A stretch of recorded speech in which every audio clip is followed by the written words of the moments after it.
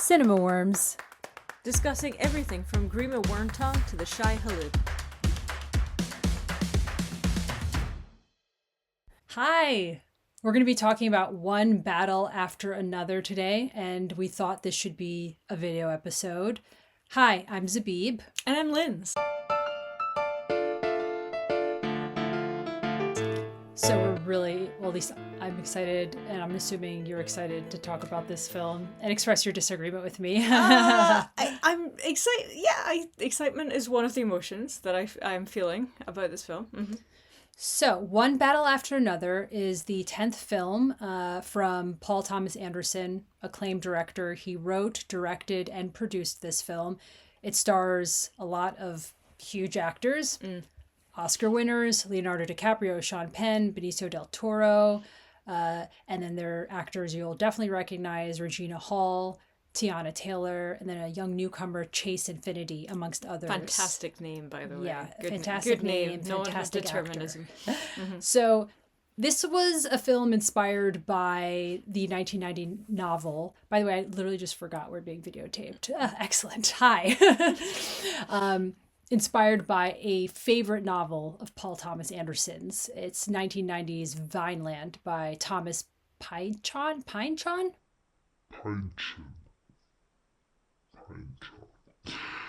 I'm just going to let you say it in as many ways as you like. I did not look that up. Okay. Anderson loved this novel for years and wanted to adapt it and finally was able to. And Anderson, obviously we all know him. He's created some of the most iconic and memorable films of the last couple of decades. There Will Be Blood, Phantom Thread, Punch Drunk Love, and more. So One Battle After Another, I went in not knowing much. So it was really interesting to see the resonance between this film, which was shot like right before the latest election in America, and things happening now. So it's a very near future America or alternative America where the U.S. is engulfed in division and tension and oppression, mass oppression. Alternate science fiction. And there's a resistance group called the French 75. They carry out these acts. We start immediately following them. They're carrying out acts of resistance. They're a counter-revolutionary force against like this oppressive anti-immigrant regime. And the French 75, they're made up of actors you'll recognize. So there's Leonardo DiCaprio as Pat Calhoun, and later Bob Ferguson in the film. And he does bomb stuff while he's in the group. Sean Penn is Colonel Stephen J. Lockjaw, a deranged military officer who pursues the French 75. Yeah. Benicio del Toro is Sergio. He's later on in the film, Leo and Tiana Taylor's daughter, played by Chase Infinity. He's like a karate teacher for her. But then he's also the leader of this immigrant resistance group. Chase Infinity plays Willa, the daughter of Pat and Perfidia. So as I was mentioning, Tiana Taylor plays Perfidia. She's like kind of a lead member of this French 75 group. She's Pat's partner. And then at some point in the beginning of the film, she gives birth to Willa. And then you have other actors, Regina Hall, Alana Haim, who was the star of Licorice Pizza, Wood Harris, and more. So I did not click that was Alana Haim. I was like, you look familiar, but I don't know why. Whoops. Okay. Yeah, Haim, whose latest album is good. Mm-hmm. That album before is good. Just a side note. So in the beginning of the film, you're following the operations of the French 75, and Tiana Taylor's Perfidia is caught in the violent, sadistic gaze of Penn's Colonel Lockjaw. What follows is an escalation of events until a bubble bursts. We then jump forward 16 years. The world is still fascist. The resistance is scattered but continuing.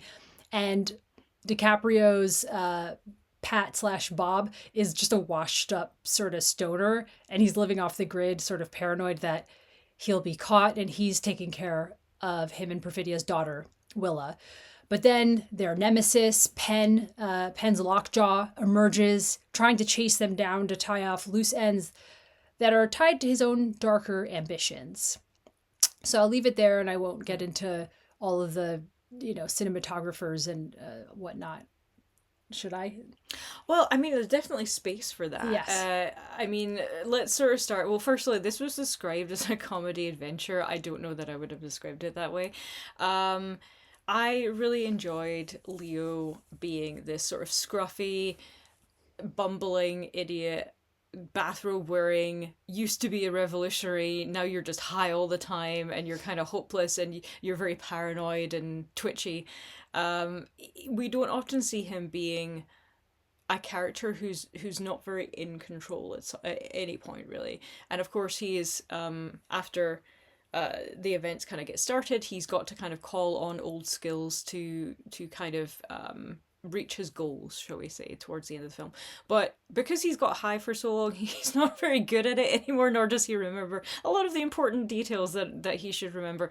And that's kind of fun to watch. We don't really see him doing that. He's not often playing a bumbler. A buffoon, he's normally someone when we think of Leo, we think of like Wolf of Wall Street, we think of maybe the lovesick fool in Romeo and Juliet, we think of him as even What's Eating Gilbert Grape. We haven't seen him play someone who's kind of at the mercy of other people a lot. We think of him as being more kind of authoritative than that, so it's really interesting to see. He usually has more swagger, and here he's just rizzless, and it's great. He's just a rambling mess. He plays it so perfectly. He's very funny. I will say that. Like, I wasn't expecting it to be. The first kind of hour I felt is quite a long film. It comes in at 2 hours 50. I wasn't expecting it to be kind of hilarious or anything, but the first hour was much more serious. And then when you kind of allow Leo to do his stuff, he's got good comic timing. Which I didn't really give him more comedy roles. Like, he's got the chops for it. I also think it's really hard to go toe to toe with actors that we know and love, as well as Leo, as Tiana Taylor, as Benicio del Toro, and still stand out. But Chase Infinity does manage it. She manages to be, like, in her own right, an actress. I mean, she's 25. Well, she looks 16. She looks like she's much supposed younger, to be in the film. But like, damn, it's pretty impressive to actually manage to hold your own, not just stand out, but to hold your own against that kind of caliber of actor. I fully admit, okay, here's the problem with this film for me. I'm not a Paul Thomas Anderson fan. Yeah, I do not attend any of his films the way other people do. Oh Lord, I don't. And I really. Did you hear this, Paul Thomas Anderson? I'm sorry. I'm sure he's gonna cry himself to sleep tonight on his bed of money that I don't like him. But and it's not that I don't like him as a person. I'm sure he's perfectly lovely. There's something about his films that just doesn't hit for me. I didn't like Licorice Pizza, but I've liked those characters and other things. I didn't dislike this film, but for me it was kind of a 6 out of 10. I also disagree, and maybe part of this is that was it Rolling Stone who recently did the best films of the 21st century, and they ranked There Will Be Blood as number 1. I thought that's not too off base. I think it's completely off base. I think it's the wrongest thing I've heard in some time. It's nonsense talk. I am still angry about it in some way. It's a good film, but it does not deserve to be the best film. Like, in your opinion? How? Well, that was Rolling Stone's opinion. Rolling Stone's opinion is basic bitch energy, but it's.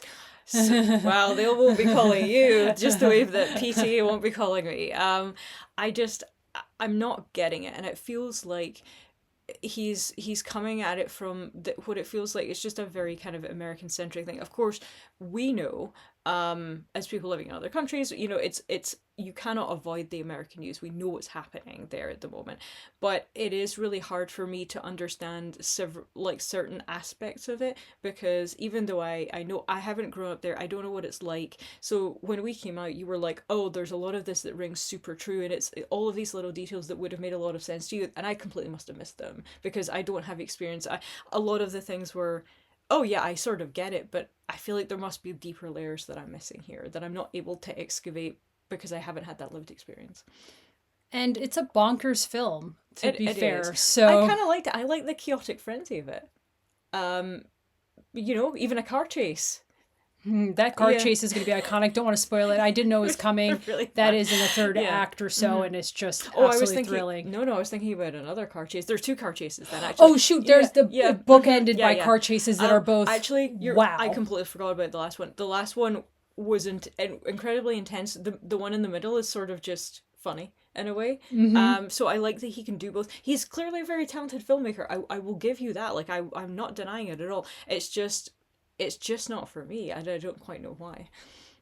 Yeah, and I had said that it was, honestly, it is for me so far the film of the year. I would say like Sinner's Erasure. Sinner's Erasure. I think you like Sinners more than me, but I'm not going to comment on that so that I don't get hunted down Absolute by the divorce. mob. I'm not. I just can't. I The can't mob go of through. Sinners lovers. Okay. The vampires are coming for you. Okay. But I support Sinners all the way. Okay. So a lot of amazing, and you're probably going to comment on this as well, filmmaking people involved. Yes, from the editor it has worked with Anderson before, Andy Jurgensen.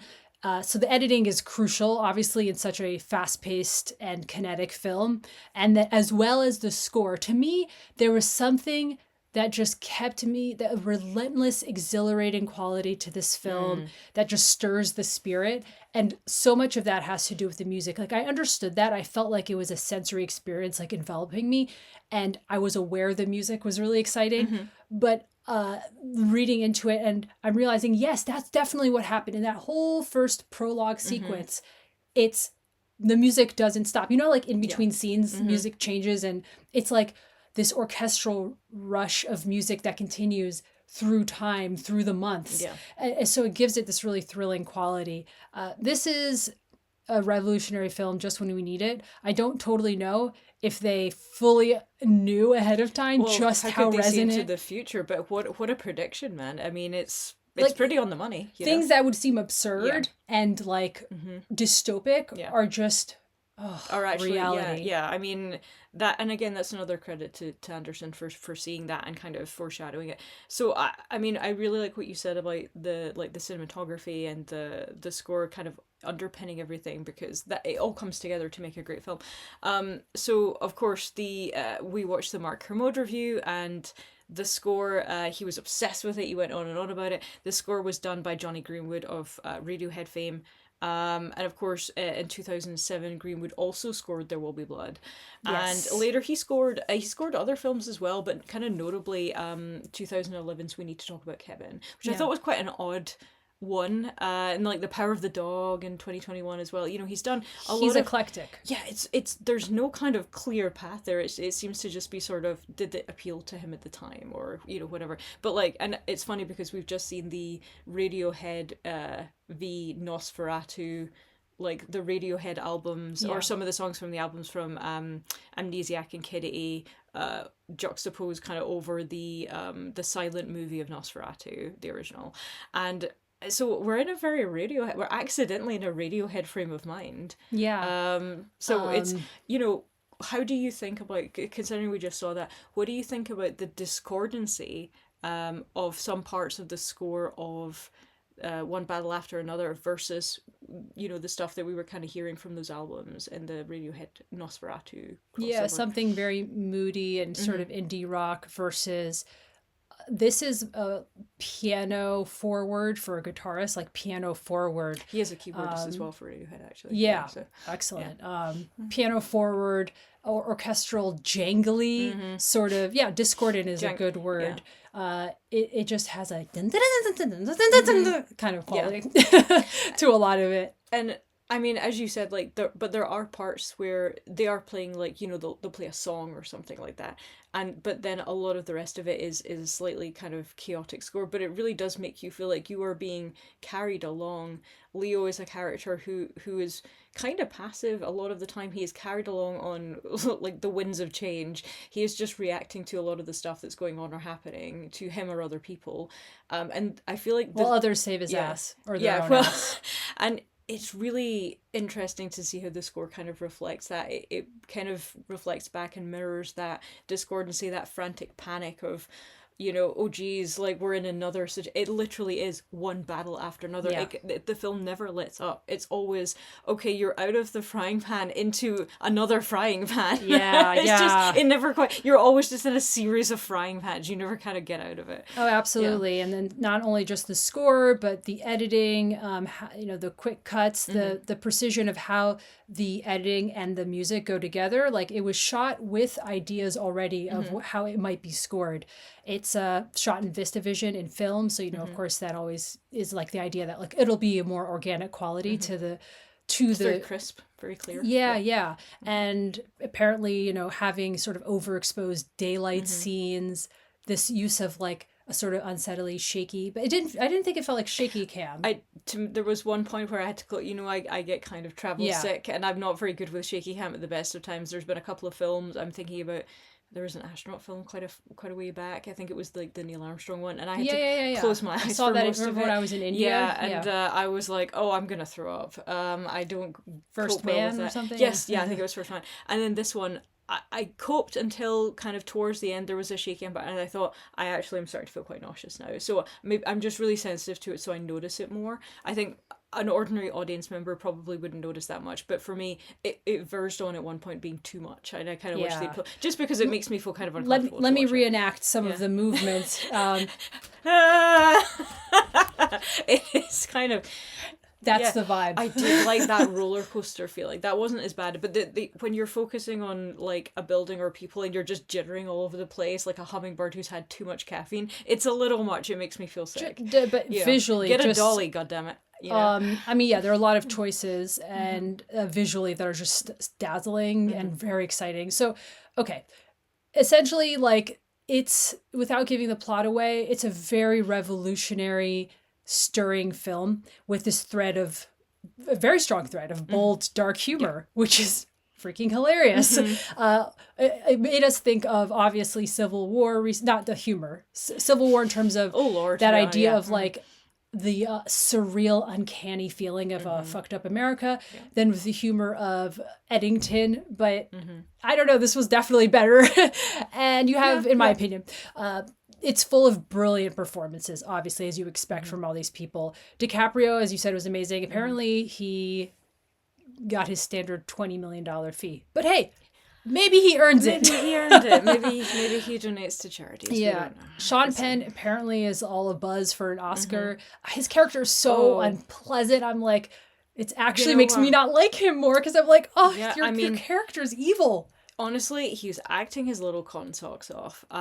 If he gets an Oscar, I mean, he should absolutely get a nom for it. I mean, Oscars are nonsense, but they're whatever the hype is at the time. Yeah, and it doesn't really matter whether it's, you know, someone has actually necessarily done very well or not. But I think it would be hard to argue that he didn't act his heart out for this, and he fully embodied the role. At times, he is very much the straight man to everything else that's going on. There's a palpable menace about him every time he comes. And to absurdity. Screen. Yeah, there's also an absurdity. Both. Yeah, at the same time, we went between kind of giggling to like hearing people around me kind of giggling to all of a sudden hearing people sort of selectively like suck in a breath, kind of. Oh, he's back, and oh, he's mad now. You know, it's difficult to embody that kind of, wow, this guy's so absurd that you want to laugh in his face, but he could kill you. You know, how it's really hard to pull that off. At the same time, you are afraid of him, but at the same time, you're like, you're such a pathetic worm, actually. Yeah, exactly. That's a good description. Yeah. And then I can't not comment on Tiana Taylor being the lightning rod of the film. She has the Riz. Oh my god, she is a great character, spilling with Riz. A complex, fascinatingly selfish character with lots of Riz. Yes. Who people can debate. We won't get into debating all of the aspects of this film. Explores race and the immigrant experience and activism a lot. So I'm looking forward to discussions of how it explores all those things very strongly. I forget who said it was about Brendan Fraser that he has the riz, he has the girth, but that phrase could equally be applied to Tiana Taylor as well. And at one point, because she's pregnant, she actually does have the girth. She is a larger than life character who. She outshines everybody, and she's not even on screen for like what it feels like she's there all of the time, but actually she's not compared to everyone else. But my god, she is just branded into my mind at this point. Absolutely. Yeah. Well, thank you for a film that was a 6 out of 10. It's still for you. Provoked a lot of discussion. What is it for you? 9 or 10 out of 10.